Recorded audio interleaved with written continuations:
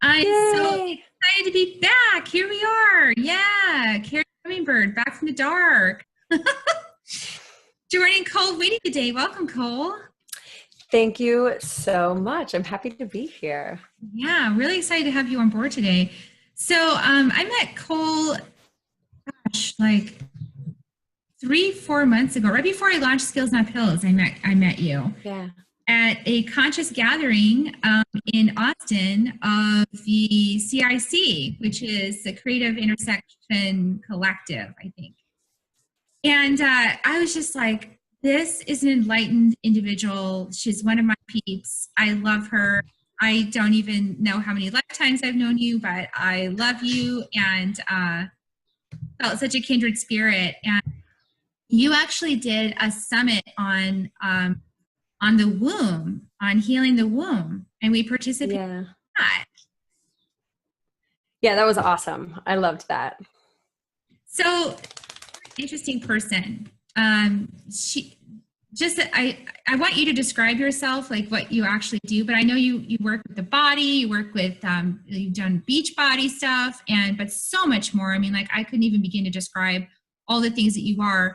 But I know that today we're going to talk about body integration and how to speak your body's own unique language. And, knowing that our body is how we are experiencing this third dimensional reality on earth is through this body. And so that it's important to pay attention to the body and how the body manifests our subconscious thought patterns. And we're going to talk about that. But first, give us a little bit, a summarization, if you can, about you, because your journey is so interesting. It's pretty broad, to I'm say like, the least. where to start, so. Yeah, it's a lot. I mean, if we were going to do the short version of who I am and what I do, also my assistant is here in case he pops up periodically. Oh.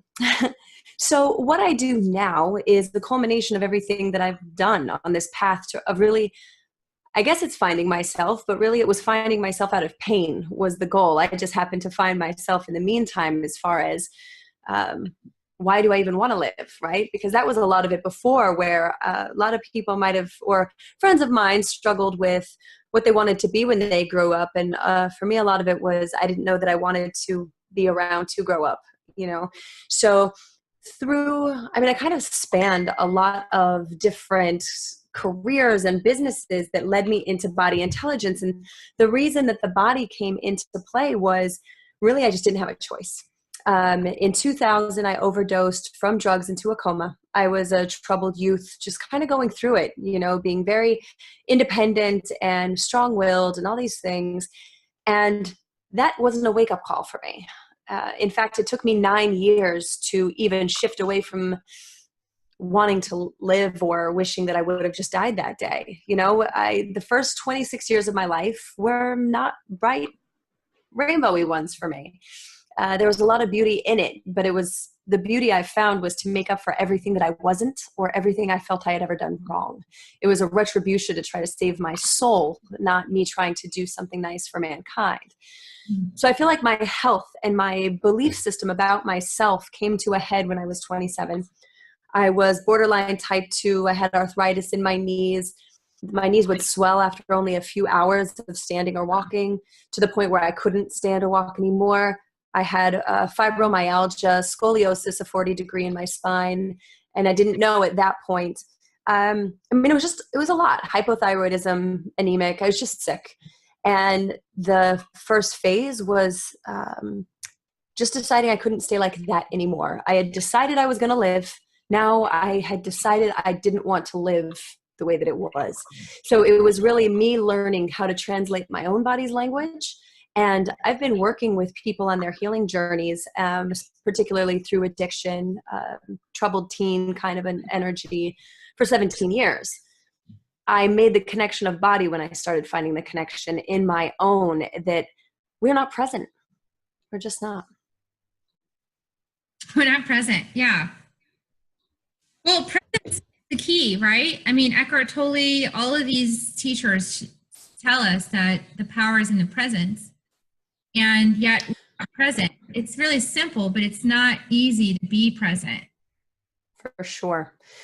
For sure. I mean, we have to survive, right? And there's the financial survival, there's literal physical survival.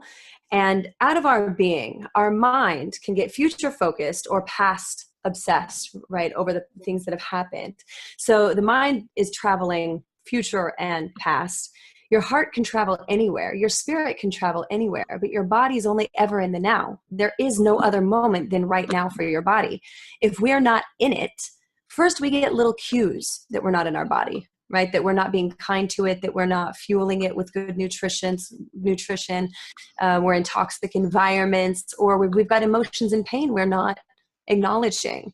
So it's really quiet at first. Maybe slight headaches, maybe a little bit of a stomach ache, maybe some twinges in the back, but they continue to get louder and louder, and we keep going to the doctor to treat symptoms. It doesn't mean we don't need to treat symptoms, but if we don't get to the underlying elements, it's just going to come back. I can't tell you how many clients I've had that have had back surgery and the pain comes back. Yeah, the pain comes back. I was actually just with my mom last night. We've got a lot of stuff going on in our family. And she's 70 something, and her back was really hurting.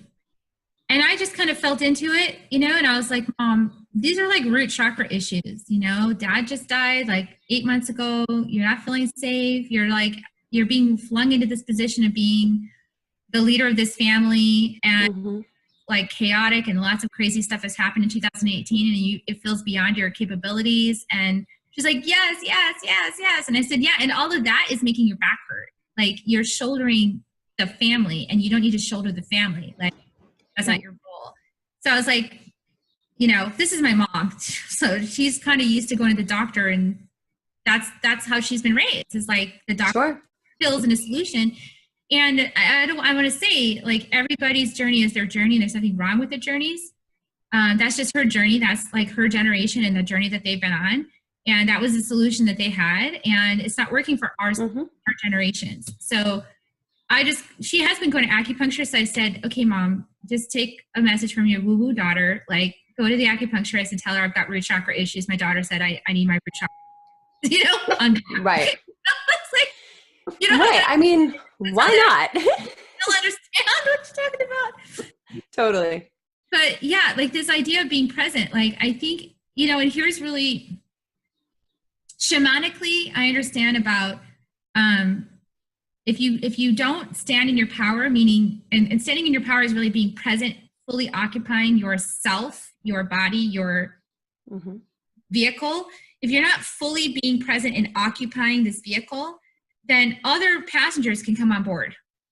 And those passengers can be, can really help you not have a good life. Like, they can make it challenging. And, so this presence thing is super important, but we live in a culture that wants to distract. So what do we do about that, Kole? Well, I mean, even I'm just going to step back for a second before we say what we do.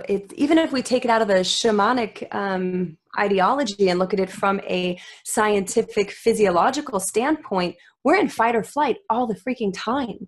Right. We're seeing these images on the news and what's going on in schools, and we're getting pumped full of hormones, but our nervous system isn't given the space or the time to complete these cycles. So we have anxiety. Why? Because we've got stress hormones all the time up here because we're worried. And it's more, where do the practices come in to handle the physiological responses to the stimuli? Because as humans, that's how we learn. We watch. And our body doesn't know the difference. And people don't know it. Like, they think, okay, there's like one of our other speakers was talking about the best thing you can do. Oh, it was Michelle. The best thing you can do for yourself is find the new normal. And I think if you're living in a body and you think it's normal to be on constant and constant anxiety and constant go, go, go, go, go, and you think that's normal, that's baseline, that's not. I mean, for you, it might have been, but it's it's really what I've come to realize. We don't have to settle. And we, especially as women, we do get a lot of support that we don't have to settle for our business, and we can create a life that we envision. But it's the same for our body. But the issue is also overcoming the conditioning that's happened, that our bodies aren't perfect the way that they are. So there's this slippery slope that it's not about weight. It's about your experience, right? How is your experiential vehicle vehicle translating the stimuli around you, because there's tens of thousands sensorium inside of it. So it's really almost separating it from the emotional components of the cognitive therapies and treating the body as a separate organism. For some people, that could be going to a yoga class. For other people, it could be somatic trauma release therapies like TRE or cranial sacral therapy. I love visceral somatic experiences for the body, because if we sit and meditate, that still isn't your body, that's your mind. And a lot of people will say, yeah, but if you heal the spirit, that's the outward expression of the body. I say bullshit. Sorry if I'm not supposed to say that, and I'll tell you why. The thing is our body is still what is in this dimension right now, and it is affected by all the stimuli around us. If I have a broken arm, I can do things to heal it faster, but it's still a broken arm. I can't will through that, right? To properly care for it, you need good nutrition. You want to cast for a short period of time. But we don't want, just like you say with the skills, not pills, we have things to help us short term. But it's creating your new normal. How do you want to feel?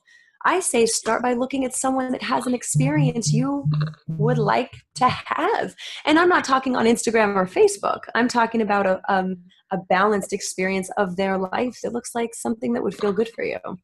Or go to, here's what happened to me is I finally said yes to new experiences. Yes. Saying yes to new experiences gives you a new normal. It's like, oh, that's how those people live? Wow, that's interesting. Yes.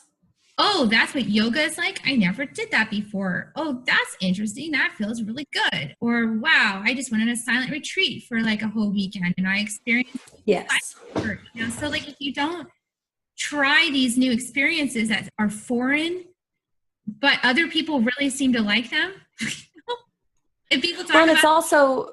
like, it's also human connection, right? I mean, that's ultimately what destroys us faster, is no connection. The people that live the longest aren't just the ones that stayed away from alcohol or substances. It's that had meaning and connection in their life that gave them purpose.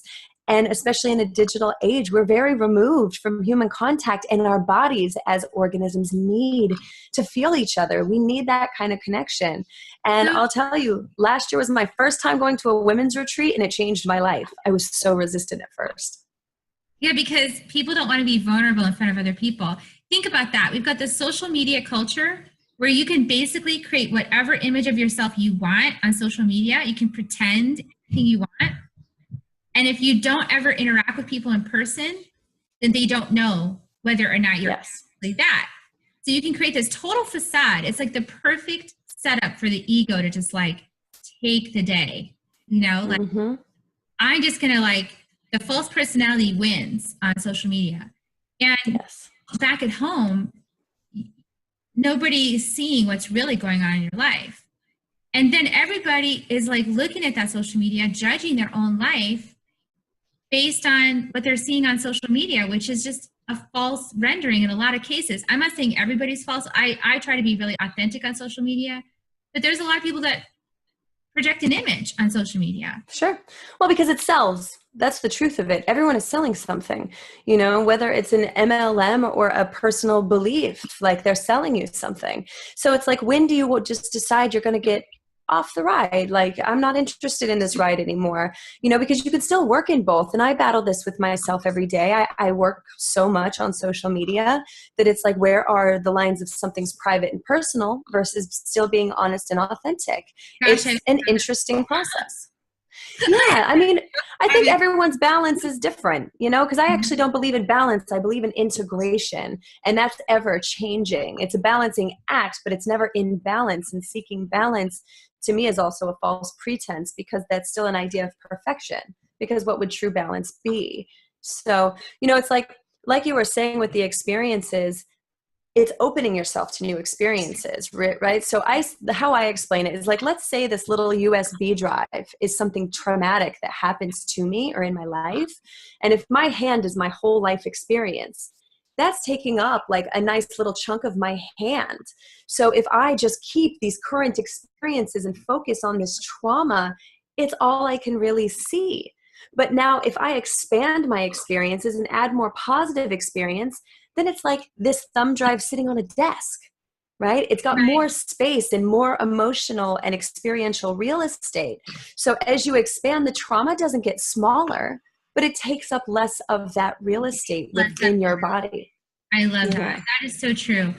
And then, cycling back just to close the loop on that point too, about the social media and the interaction is like, we kind of entered this age where everyone was sort of like, wow, this is cool. We can connect online. And then it started becoming this other thing where it's like, oh, my false personality just took over my whole thing. And then I'm not being real and authentic. And now it's kind of like, I'm feeling that people are entering this space where they're like, you know what, I need to connect with real people. I need to actually like hold someone's hand, look in someone's eyes, give somebody a hug. Like I'm an animal. I got to tell you, like, Spirit sends you the perfect way to learn these lessons. And I got my puppy like a couple years ago, a year and a half ago, right when I needed to start realizing like I'm spending way too much time on the computer, like I'm spending too much time behind screens. And we got this puppy, and man, she was a huge teacher about the animal that I also am. I mean, when I would get too tense or frustrated behind the computer, things didn't work the right way or whatever it was, she would go, and she would like get really scared, even though I'm not doing anything to her, but she would me, and she would like go, oh, something's wrong. But that's the energy we're emitting all the time. All the time, and so she helped me become aware of how I was not loving myself, because I would see her reaction to my energy, which I had a normal baseline that was normal, frustrated like half the day, or whatever it was. But that was normal to get frustrated and get angry and whatever else was going on in my day. And then I saw the effect that it was having on her help me become aware of like, oh, that's not normal. I'm an animal, just like she's an animal, and I'm hurting myself by doing that. So yes, until we get physical contact with other beings, we don't have that awareness. We fall into this delusion, this connected space where we can start to get like suicidal, you were talking about. There's a lot I know right now, if we can talk about that a little bit, I love that. Sure. Yeah, listen, yeah, I've been there. And honestly, for me, the only reason actually that I didn't kill myself, in fact, I remember the first time I thought of suicide, I was 15 years old. It was when Columbine happened. And I cried when I saw a picture of one of the girls on the news that was killed, because I said it should have been me. Because I felt that I deserved that. And I saw she got good grades and she was an honor student, all these things. And I would have just fantasies about being murdered. And the thing that was crazy is I actually thought suicide was too kind of an ending for me. I felt that I deserved more of an internal suffering, which is where my fibromyalgia came from. And ultimately the realization that if I didn't do something serious about my mindset, I would end up with cancer or leukemia. Because I wouldn't kill myself. So what's worse than that? Suffering a lifelong in pain. Well, this is the martyrdom dragon. This is martyrdom. Yeah. And I think that people this is all part of the false personality. Mm-hmm. Oh, I know that's a lot to dump on people right now who are like, what are you talking about here? No, but this is very true. Yeah, this is a big deal. I come from Utah. I grew up in Utah. They have the highest teen suicide rate in the country. The high school from my area, they opened a new high school, but it's still the same area. They had, what was it? I can't remember the number now, but it was like 6 suicides last year. High school, in the same high school. This is insane. Why? Because like Mormon. Yeah, but you have high expectation. You have a lot of guilt and shame. You have people putting off the image that they're perfect, and they've got their Instagram and their influencers and all this thing. And then there's just a lot of secrets. And for me, I think secrets are one of the most dangerous things plaguing people, because most feel like there's no one to hold the space for them to even get out what's really on their mind. Or if I could have expressed to someone the imagery in my head, I knew I was going to be institutionalized. And I knew if I got institutionalized, that was going to be the end for me, because I couldn't deal with that. So I kept it all a secret. So it's now how do we create the space for people to come forward that's not from a place of, feeling like a victim and quite empowered, having them feel empowered, but be heard and held in such a way.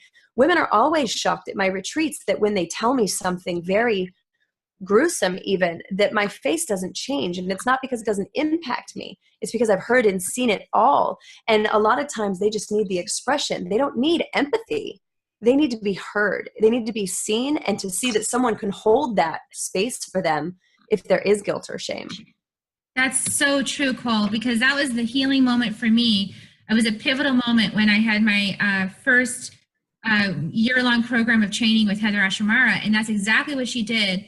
I showed up at that retreat because I also have battled with suicidal feelings for a good part of my life, and I just had a bout last week, but I know now that I have more thoughts on that I want to share. So anyway, we'll just go into this. But I actually, she witnessed me. I had been suicidal the night before. I walked into class, the first day of class, and I told her, I said, listen, last night was really rough, and this is what I was going through, and I was feeling this way, and I was trying to figure out how to do it, and I couldn't. And so I'm here. And she just kind of listened. Right. It was like, yeah, that's heavy. Mm-hmm. Yeah. Yeah. Yeah. That acknowledgement. Yeah, that's the judgment, because I'm not trying to. Yes. It's not happening. I'm not trying to deny it. I'm not trying to say, come on, put on a happy face. I'm not trying to be like, well, you shouldn't be that way because you're so wonderful, la, la, la. Like, none of that cajoling and this. No, this is what it is. This is just. Well, and that is what's coming up in our bodies, and especially as women, the amount of endometriosis, PCOS, not to mention the hormone things. That's another issue, which is what I talked about in the Women's Womb Healing Summit. But just energetically and emotionally, we're finally coming forward in a way unlike ever before, or at least, documented anyway, that we had to enter the workforce and perform like men and pretend like our periods didn't exist or our hormones changes didn't exist in order to put on that strong face. So it created that even more so, and got ingrained in us that if you were going to be in the workforce, you couldn't show pain. You had to work harder, keep your head down, show up, and put in long hours. And I think that is showing up in our bodies. So you can sit and do the diets all day long, but I've got just as many clients with health issues that are fit and buff as I do that are like morbidly obese and severely overweight. The issues are actually similar. They just have become OCD about something and handled it in a different way. Some people do it by controlling everything that they can, which is their body, but that's because they feel so out of control. Or people eat because they feel so out of control. But actually the sources of what's going on with women is all the same. Yeah, it's the same underlying feeling of worthlessness or not good enough, not measuring up. It's like all that stuff that Gay Hendricks talks about in The Big Leap. It's those pillars that keep the glass ceiling in place, and with no outlet to express it without being judged or told or shushed or, all the things we try to fix it. Like, don't talk about that. Like, yeah. People are like, how can you talk about, your diagnoses? How can you talk about last week? Feeling those suicidal feelings. Like, how can you be a teacher and talk about that? Because it's real. That's how. Because a real experience. You're being authentic, and I'm sharing it because I want to help people know that that's okay to have those feelings, and it's okay to be with those feelings. There's nothing wrong with you for having those feelings.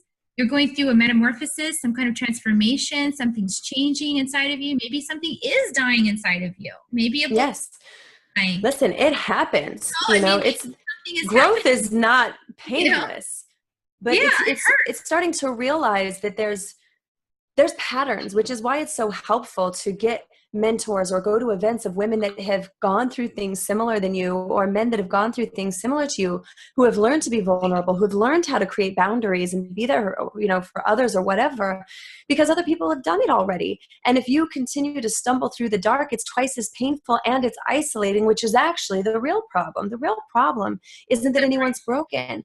No one's broken. It's that they think that they're the only one. They think that they're isolated. There's something wrong. They're like, there's something wrong. And really there's nothing wrong with anyone. Experience. Yes. Yeah. The only thing wrong is the human experience, but here's where we are. This is beautiful. Yeah. And honestly, like, once I realized the depth of the shadow places that I could experience, that was also available on the other side of it, that doesn't mean I don't swing over. But I don't stay very long. It used to be months or years. Now it might be a week. It could be 10 days.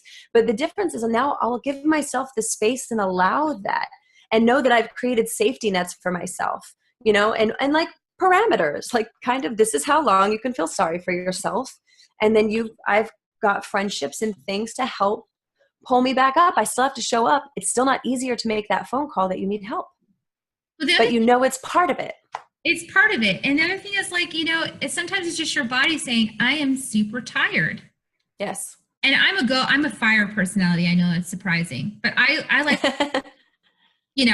I'm happiest when I'm in momentum and I'm like, go something like that is my sweet spot is when I'm like, I know what I'm doing and I'm just like doing it. Like, I love that spot. That just makes me happy.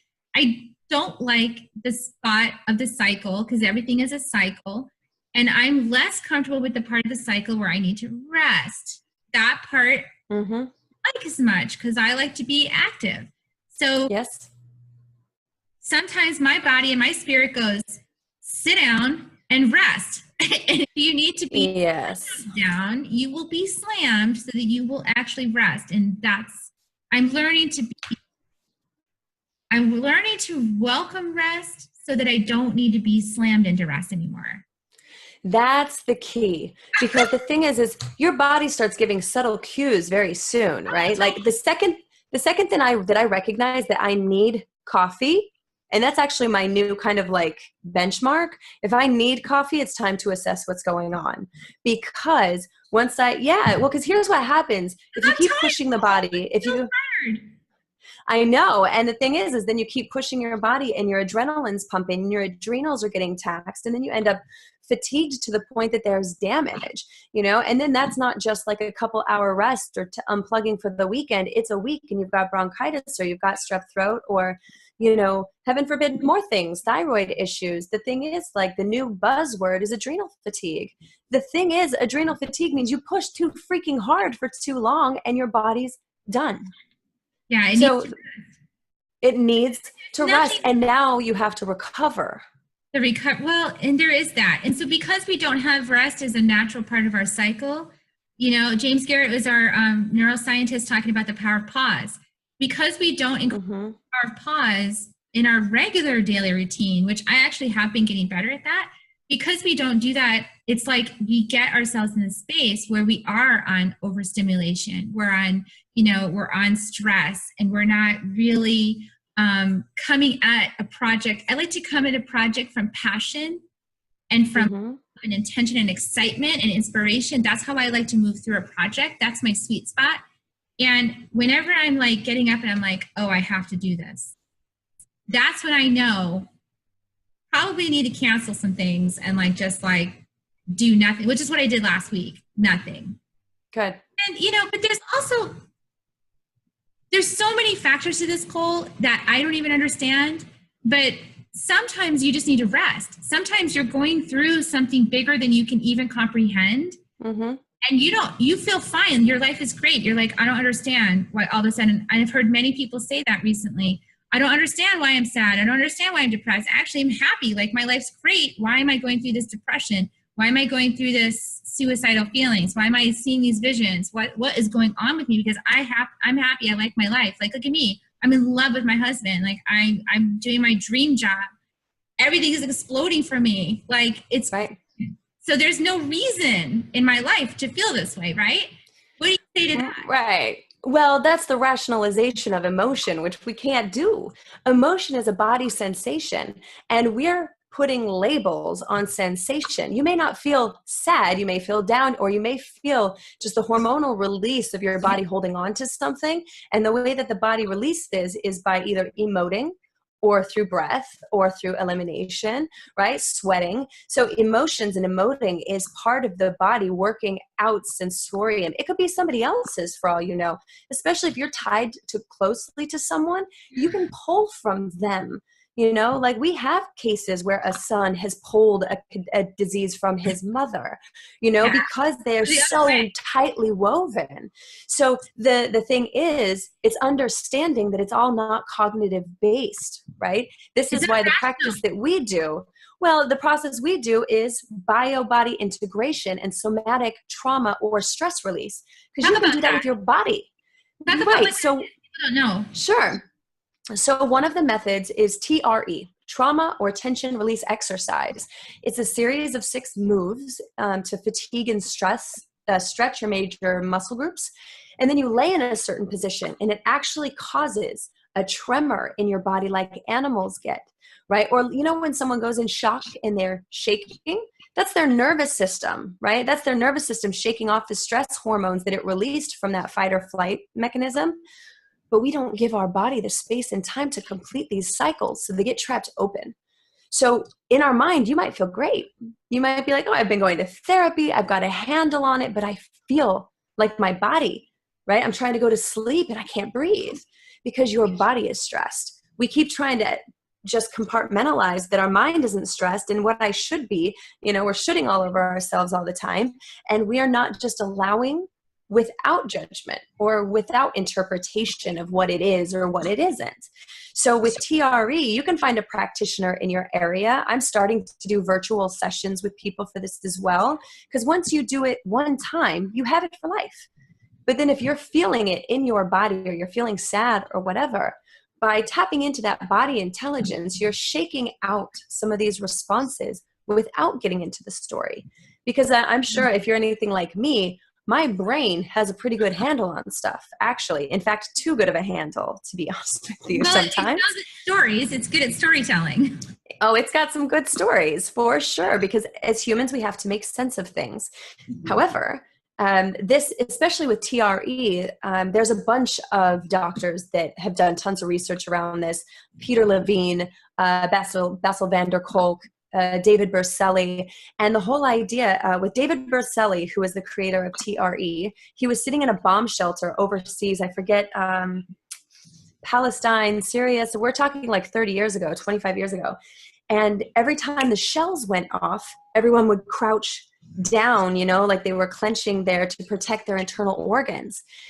And he noticed that the children were shaking, and he noticed he could allow trembling if he really focused and concentrated, because he saw the children's resiliency was significantly better than the adults. So what's the difference between the traumas other than the resiliency?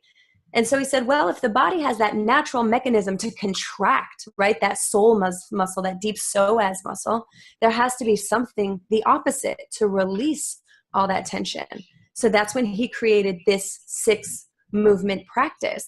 And it's amazing because guess what? You could sit and watch Netflix with it. Your body's going to do the work. Keep the mind busy. The mind works enough of the time.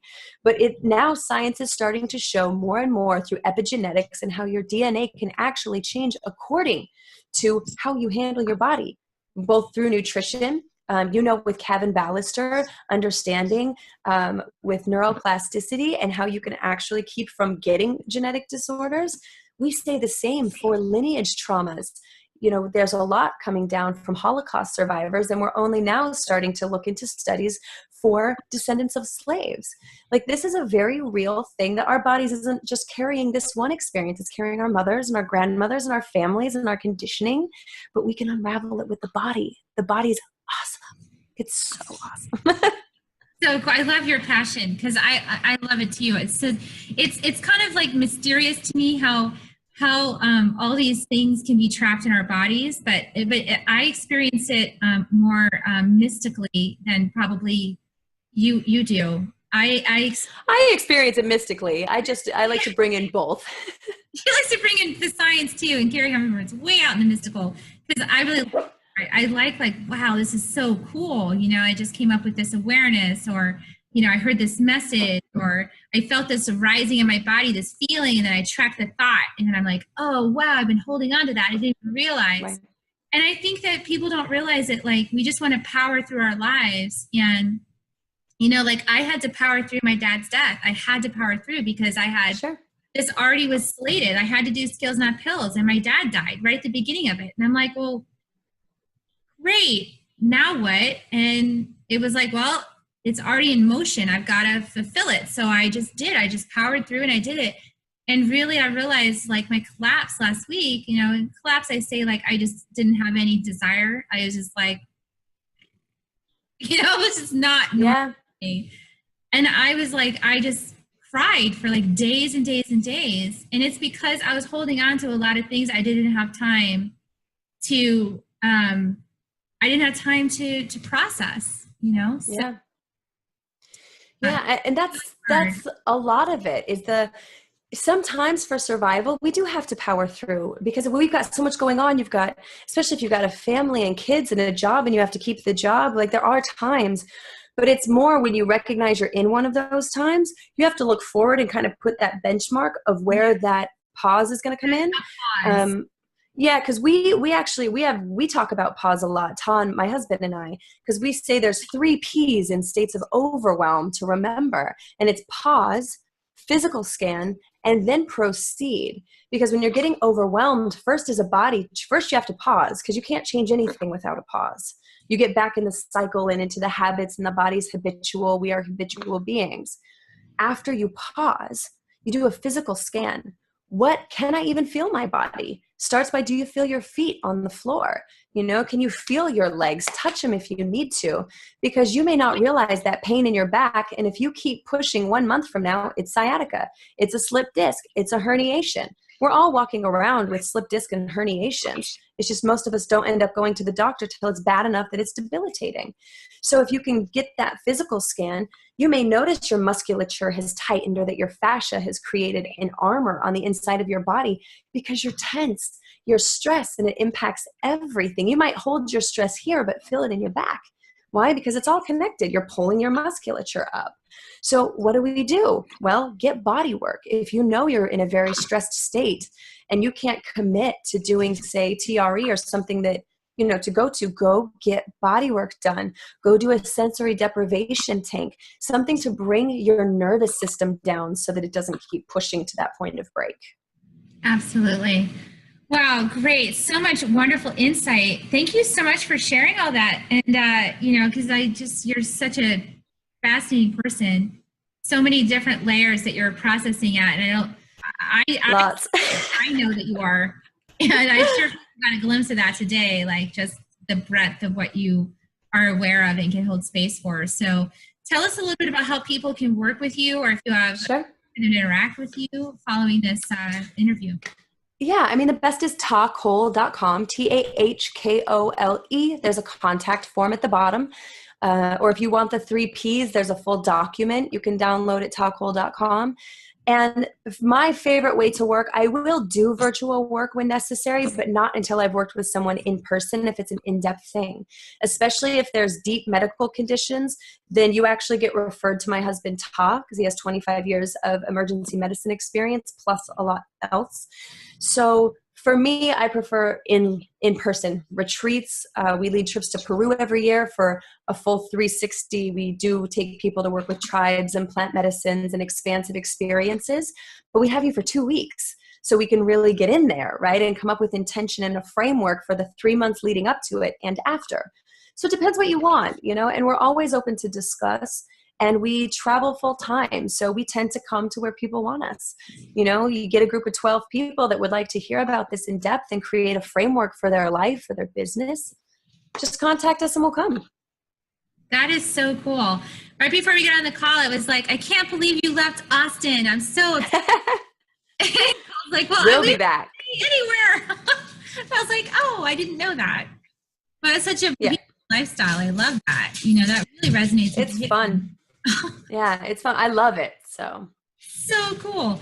Well, thanks so much for coming on and sharing your wisdom with us. And everybody, you know, in touch with her. And I will put the website address in the description for this interview.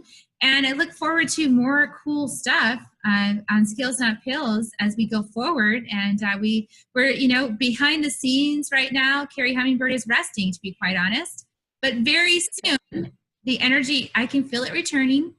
And I know that very soon, the next phase of Skills Not Pills is going to unfold. And it's going to include more time with wonderful people like Kole. So just stay tuned. There's cool stuff coming. I can feel it. It's coming. It's going to be great. So I'm glad that you guys are benefiting from this. And thanks for tuning in. And talk to you later. Bye, everybody.